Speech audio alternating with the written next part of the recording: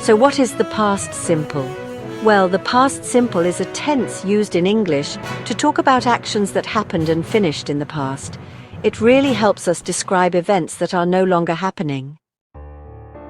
When should we use the past simple?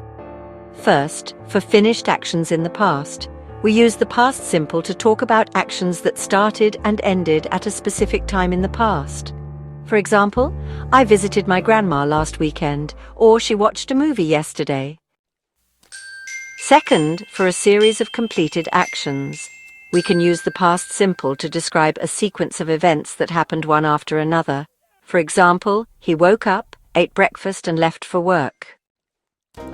Third, past habits. We can also use the past simple to talk about habits or routines that were true in the past, but are no longer true. For example, when I was a kid, I played outside every day. So how do we form the past simple? Well, for regular verbs, we usually add ed to the base form of the verb. For example, play becomes played and walk becomes walked. Now, for irregular verbs, it's a bit different. Irregular verbs don't follow a set pattern, so you'll have to memorize their past tense forms. For example, go changes to went and eat becomes ate. All right, let's talk about negative sentences. To make a negative sentence in the past simple, we use did not or didn't before the base form of the verb. For example, I did not go to the party. Another example is, she didn't finish her homework. Now moving on to questions. To form a question in the past.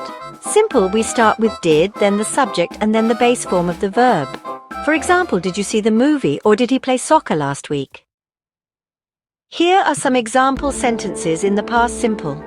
First, I visited my friend last month. Next, they went to Spain last summer. Then, she didn't like the food. And finally, did you call your parents? So, to sum it up, the past simple is a super useful tense for talking about actions that happened in the past. It helps us share stories and experiences. Now that you know how to use it, you'll be able to talk about what's already happened with ease.